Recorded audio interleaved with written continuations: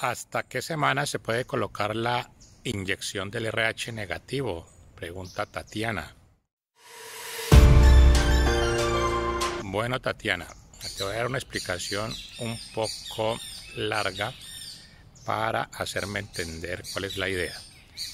Primero, la inyección del RH negativo o inmunoglobulina anti-T, anti-Rho o anti-RH, se puede llamar de las tres maneras, se usa para prevenir la isoinmunización o aloinmunización RH en madres que son RH negativas y que tienen bebés presuntamente RH positivos, porque son hijos de padres RH positivos. Y digo presuntamente porque cuando se hace el abordaje inicial no se sabe el RH del bebé sino hasta que nazca.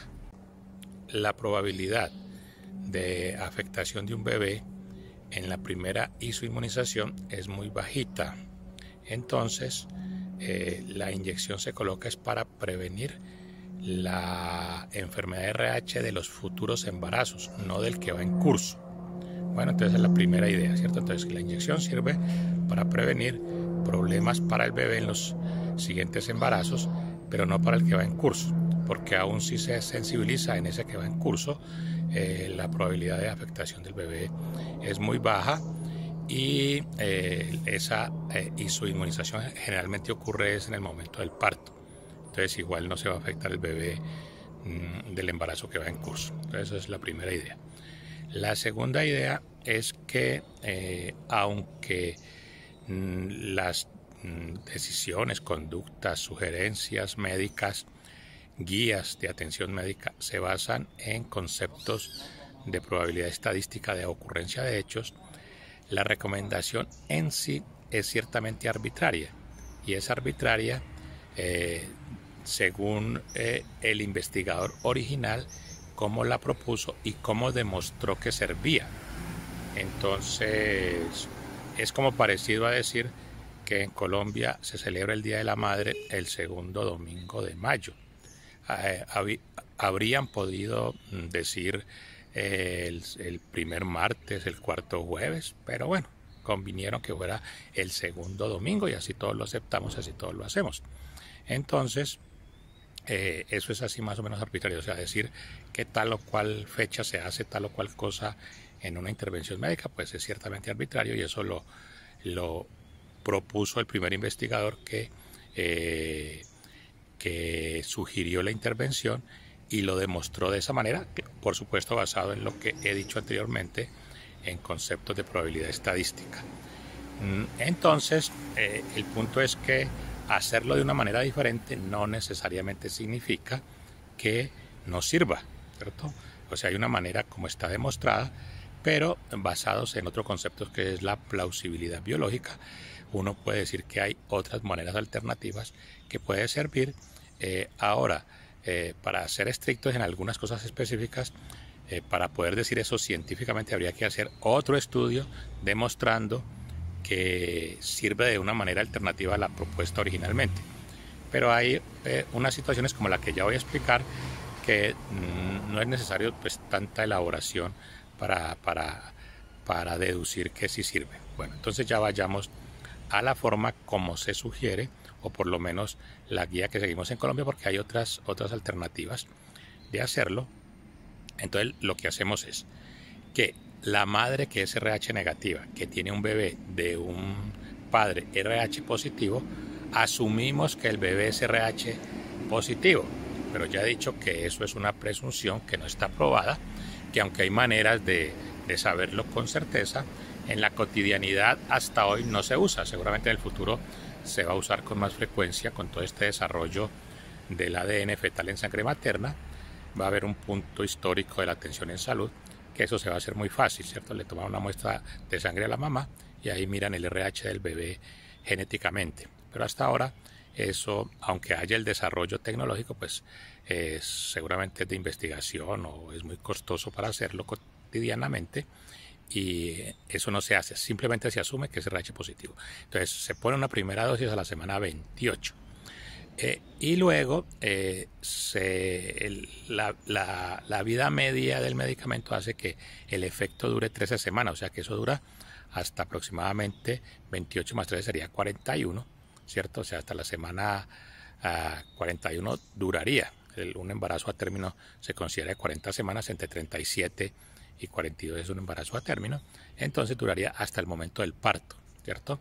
Entonces en el momento del parto ya se sabe el grupo sanguíneo del bebé. Entonces acá se coloca la segunda inyección. Como se demostró originalmente, sirve dentro de las 72 horas siguientes al parto. Entonces así lo demostró el investigador que lo propuso originalmente. Entonces esa es la guía que se usa. Colocar una dosis a la semana 28 y una segunda dosis, ya verificando que el bebé sea RH positivo después del parto, en el posparto inmediato. Bueno, eso se basa en que la probabilidad estadística de que haya una isoinmunización antes de la semana 28 es extraordinariamente bajita. Entonces por eso se coloca a la semana 28. Bueno, y la otra, al momento del parto, esa probabilidad es más alta, es alrededor del 15%. Bueno, entonces ahí vamos, semana 28 y en los 3 días siguientes al momento del parto. Bueno, ¿qué pasa si a la semana 28 no se la ha colocado? Entonces, el punto es si ya está sensibilizada o no. Entonces ya dije que la probabilidad de sensibilizarse es muy bajita. Entonces todavía sigue sirviendo si no está sensibilizada. Ahorita lo que seguramente habría que hacer es verificar con un examen que se llama el CUMS indirecto que la señora todavía no está sensibilizada. Entonces si no está, se le puede colocar en cualquier momento, siempre que no esté. Como es una intervención preventiva, entonces solo sirve si aún no se ha sensibilizado. O sea, si ya se sensibilizó, pues la intervención ya no sirve, entonces no se usa. Entonces, si ya el CUMS da positivo, pues ya no hay que usarla, pues no se usa porque ya sucedió lo que se quería prevenir. Y después del parto, la mayoría de expertos sugieren que hasta una semana después del parto se puede usar, y hay algunas guías. Por ejemplo, hay una guía canadiense que lo sugiere hasta un mes después del parto.